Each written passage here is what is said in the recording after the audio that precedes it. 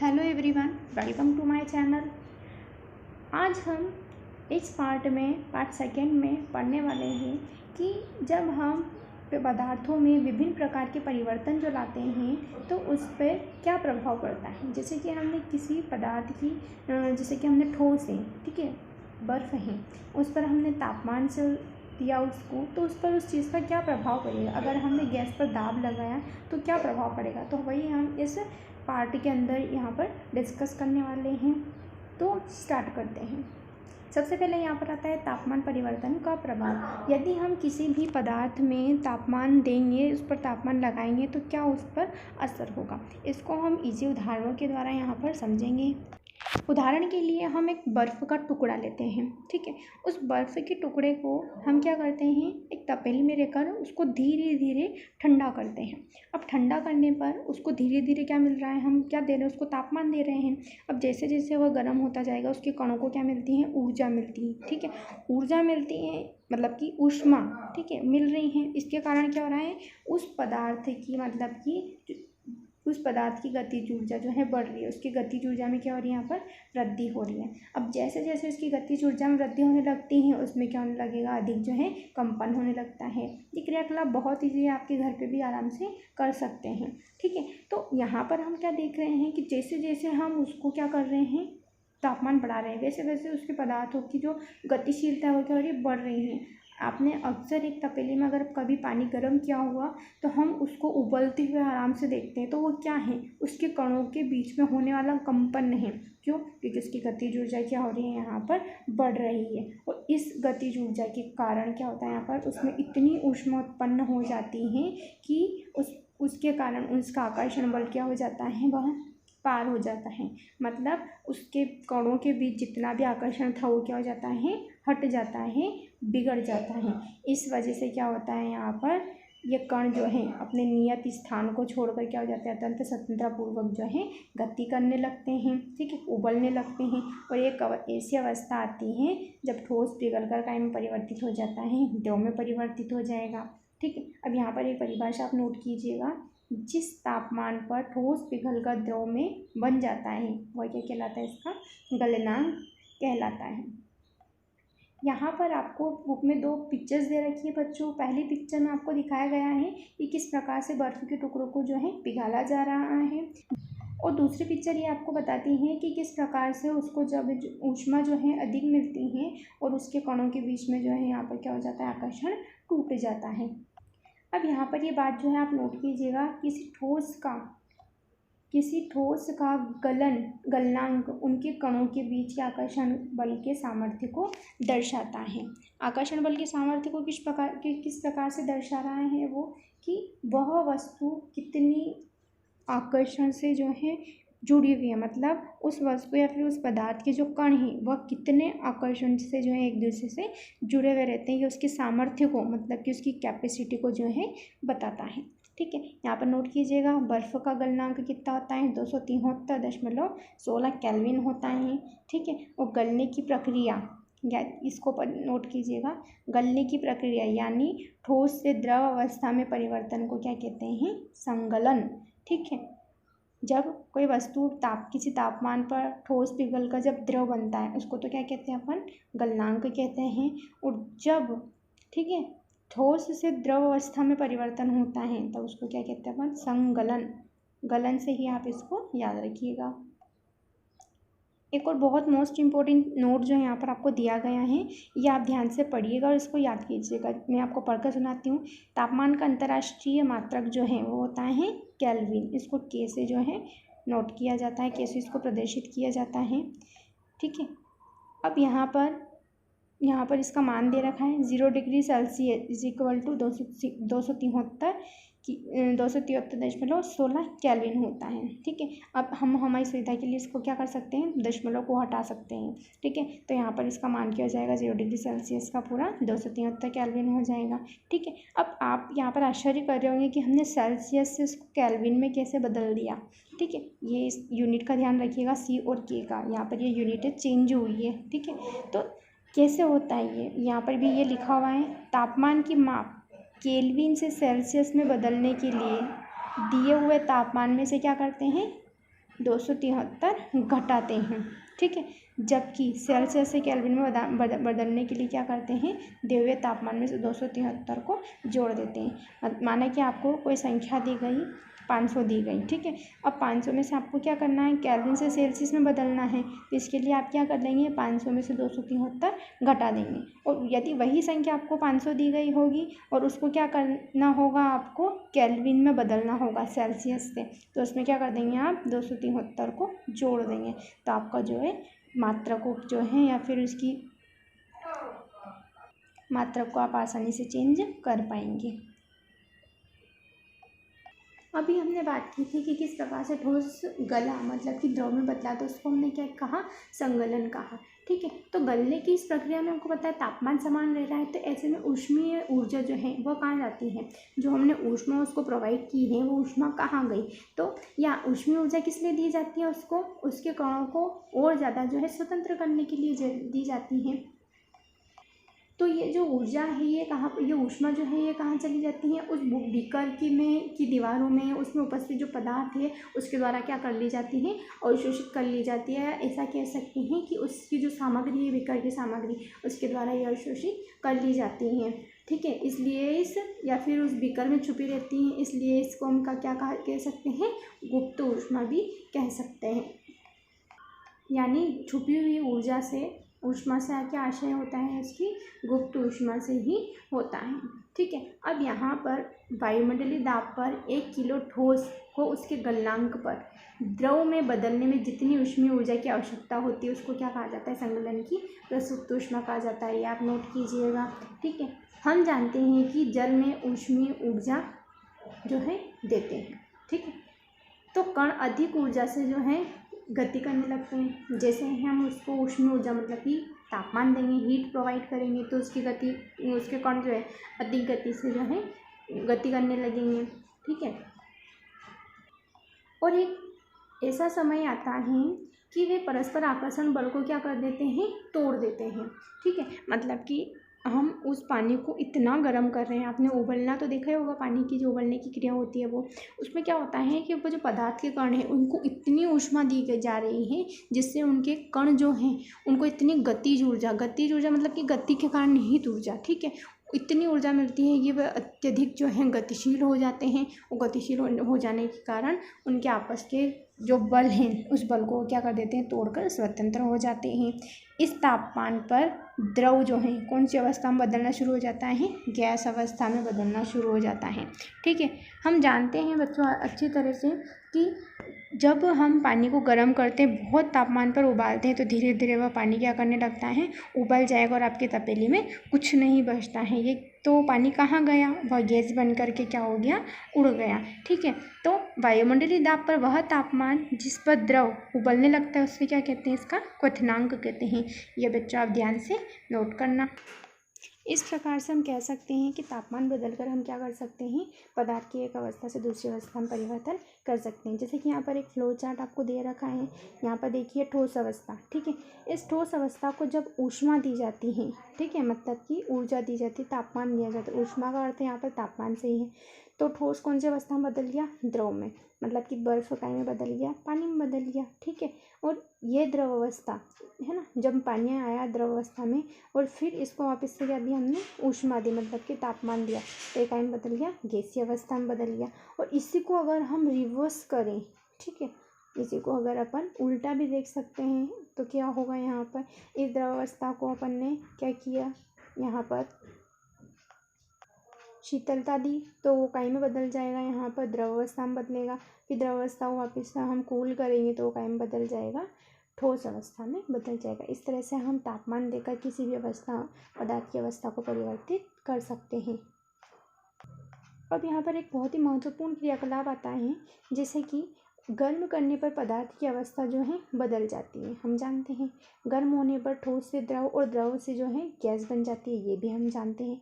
लेकिन कुछ ऐसे पदार्थ भी होते हैं जो द्रव अवस्था में परिवर्तित हुए बिना ठोस अवस्था से सीधे गैस में और वापस ठोस में जो है बदल जाते हैं। मतलब बर्फ़ जो है, ठीक है, हमने क्या पढ़ा है, यहाँ पर बर्फ़ ठोस अवस्था है, हम उसको ऊष्मा दे रहे हैं, मतलब तापमान दे रहे हैं, तो काई में बदला, वो पानी में बदला, मतलब गैस में, द्रव में बदला, सॉरी, ठीक है।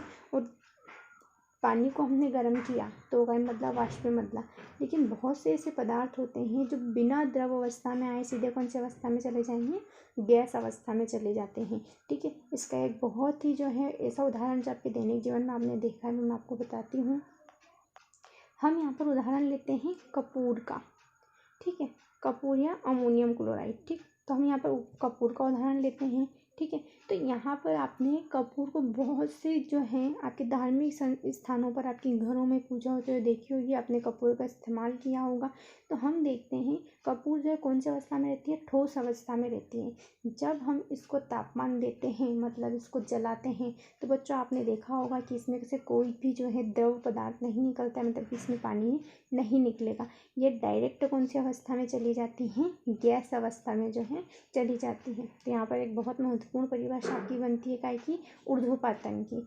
तो इसकी परिभाषा क्या होगी, वह प्रक्रिया जिसमें ठोस बिना गैस अवस्था में वह प्रक्रिया जिसमें ठोस पदार्थ बिना द्रव अवस्था में आए सीधे गैसीय अवस्था में परिवर्तित हो जाता है, उसे क्या कहा जाता है, ऊर्ध्वपातन कहा जाता है। उदाहरण में आप कपूर की प्रक्रिया लिख सकते हैं। तो ये तो हो गई आपकी ऊर्ध्वपातन की परिभाषा उदाहरण सहित। और एक ऐसा प्रश्न बनता है कि कपूर जो है किस प्रक्रिया के कारण जो है सीधे गैसीय अवस्था में बदल जाती हैं। ठीक है, तो आप यहाँ पर क्या लिखेंगे, ऊर्ध्वपातन के कारण। ठीक है, यहाँ पर आपको इसकी परिभाषा दे रखी है बच्चों, तो आप यहाँ से भी इसको नोट कर सकते हैं। ठीक है, कि ऊर्ध्वपातन की परिभाषा क्या होती है। अब हम पढ़ेंगे दाब परिवर्तन का प्रभाव, किस प्रकार से पदार्थ की अवस्थाओं पर दाब परिवर्तन का प्रभाव पड़ता है। दाब परिवर्तन का प्रभाव, तो दाब परिवर्तन को हम देख सकते हैं कि किस प्रकार से जो छोटा सा सिलेंडर है उसमें बहुत मात्रा में जो हम क्या भर सकते हैं, गैस को भर सकते हैं। तो किस प्रकार से हम ये कर सकते हैं, हम क्या करते हैं, उस पर प्रेशर लगाते हैं, उसको कंप्रेस करते हैं, दबाते हैं, जिसके कारण क्या हो जाता है, उसके कणों के बीच की दूरी जो है कम हो जाती है और उसके कारण आप ज़्यादा मात्रा में जो है उसको संपीड़ित कर पाते हैं। तो यहाँ पर प्रश्न ये उठता है कि क्या दाब घटाने और बढ़ाने से पदार्थ की अवस्था में परिवर्तन हो सकता है। तो बिल्कुल हो सकता है, इसको हम बहुत अच्छे से आपको अभी समझाते हैं। देखिए, इस चित्र के माध्यम से हम बहुत आसानी से जो है यहाँ पर समझ सकते हैं। यहाँ पर क्या लिखा हुआ है, दाब बढ़ाने पर पदार्थ के कणों को समीप लाया जा सकता है। क्या कर रहा है, ये पिस्टन है। पिस्टन मतलब कि जो आप इंजेक्शन में इस तरह से एक पिस्टन रहता है ना जिसको आप बाहर निकालते हो हवा भरने के लिए। ठीक है, तो वही यहाँ पर पिस्टन ऐसा ही होता है। ये सिलेंडर है, तो इसमें यहाँ पर क्या कर रहे हैं, इसको संपीड़ित कर रहे हैं।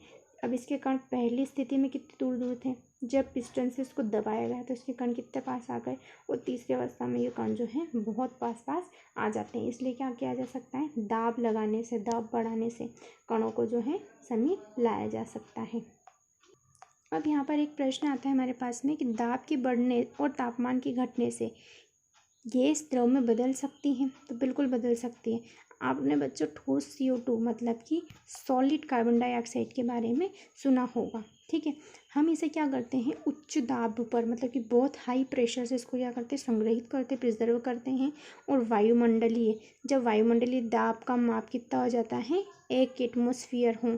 अभी मैं बताती हूँ आपको 1 एटमॉस्फेयर किसको कहा जाता है। तो ठोस CO2 द्रव अवस्था में आए बिना किसमें परिवर्तित हो जाती है, गैसीय अवस्था में परिवर्तित हो जाती है। और यही कारण है कि ठोस कार्बन डाइऑक्साइड को क्या कहा जाता है, शुष्क बर्फ कहा जाता है। ये ध्यान रखिएगा, ये प्रश्न बहुत सी बार पूछा गया है। शुष्क बर्फ किसे कहते हैं, ड्राई आइस किसे कहते हैं, तो आप ये परिभाषा से नोट कर लीजिएगा। इस तरह से हम कह सकते हैं कि पदार्थ की अवस्था यानी ठोस, द्रव और गैस दाब और तापमान के द्वारा तय हो सकती है। बच्चों एटमॉस्फेयर जो है ये इसको नोट कीजिएगा, एटमॉस्फेयर जो है ये गैसीय दाब के मापने का मात्रक होता है। ठीक है ना, मापने का मतलब कि जैसे कि हम दूध मापते हैं, तेल मापते हैं, इकाइयाँ हैं ये। ठीक है ना, दूरी नापते हैं, गहराई नापते हैं। इसी प्रकार से जो गैसों का दाब जो रहता है उसको मापने की जो मात्रक है उसको क्या कहा जाता है, एटमॉस्फेयर। इसको शॉर्ट में क्या लिखा जाता है, ATM लिखा जाता है। ठीक है, दाब का SI मात्रक क्या है, पास्कल है। इसको नोट कीजिएगा। 1 एटमॉस्फेयर पर मतलब कि एक वायुमंडलीय दाब पर इसका कितना मान होता है, 1.01 × 5 की घात 2 पास्कल होता है। ठीक है, तो वायुमंडल में वायु का दाब क्या कहलाता है? वायुमंडलीय दाब कहलाता है। बहुत ईजी है, ठीक है। समुद्र की सतह पर वायुमंडलीय दाब 1 एटमॉस्फेयर होता है। समुद्र की सतह कौन सी? समुद्र की सतह पर वायुमंडलीय दाब 1 एटमॉस्फेयर होगा और इसे सामान्य दाब जो है यहाँ पर कहा जाता है। बच्चों यहाँ पर बहुत ही आसान सा जो है एक आपको फ्लो चार्ट दिया हुआ है, जिसके द्वारा आप अच्छे से बहुत सी परिभाषाएं यहाँ पर समझ सकते हैं। जैसे कि यहाँ पर क्या हो रहा है? द्रव, ठीक है। अगर द्रव को यहाँ पर क्या मिल रही है? गैस। तापमान बढ़ाया जाए द्रव का, ठीक है, तो कौन सी अवस्था में बदलेगा?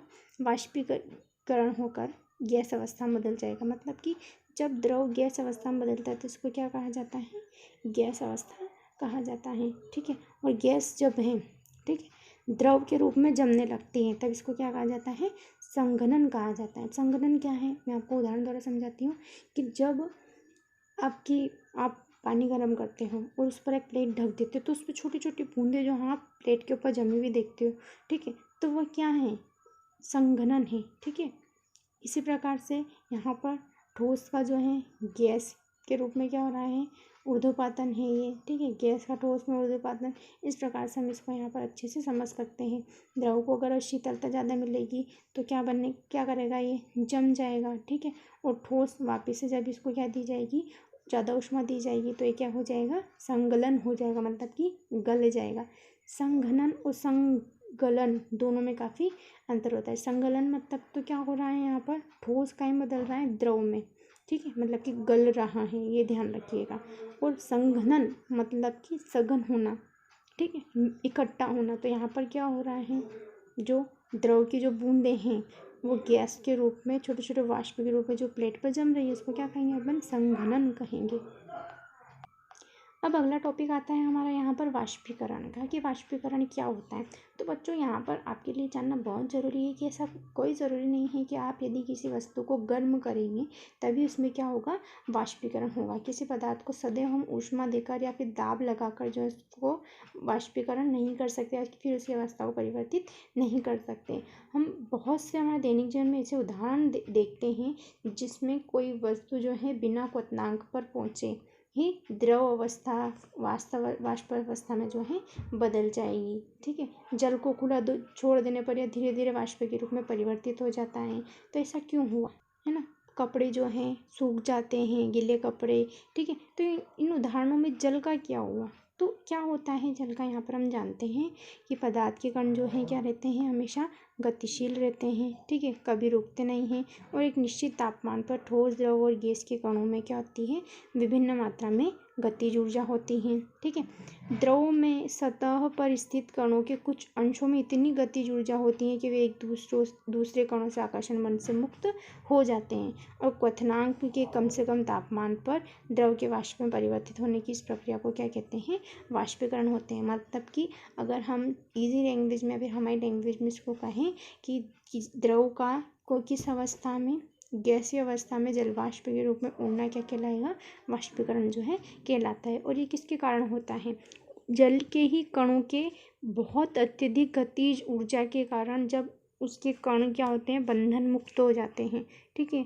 तो क्या होता है? इसी प्रक्रिया इसमें होती है, इसको क्या कहते हैं? हम वाष्पीकरण कहते हैं। मतलब क्या? जल का जो है उड़ना वाष्प के रूप में।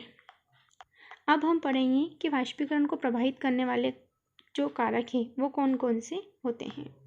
तो सबसे पहले हमारे पास है यहाँ पर सतह क्षेत्रफल का बढ़ना। सतह क्षेत्रफल का बढ़ना मतलब कि कोई वस्तु या फिर कोई जगह जितनी ज़्यादा होगी उसकी वाष्पीकरण की दर भी उतनी क्या हो जाएगी? बढ़ जाती है। जैसे कि अगर कोई गीले कपड़े होते हैं, ठीक है, तो उनको अगर हम ऐसे ही सुखा देंगे तो वो इतनी जल्दी नहीं सूख पाते हैं, इतनी जल्दी उनका वाष्पीकरण नहीं हो पाता है। अगर हम उनको अच्छी तरह से फैला देते हैं उन कपड़ों को सूखने के लिए तो वह क्या हो जाते हैं? अच्छी तरह से सुखा जाते हैं। मतलब क्या हुआ यहाँ पर? उसका सतह क्षेत्रफल बढ़ा तो क्या हो गया?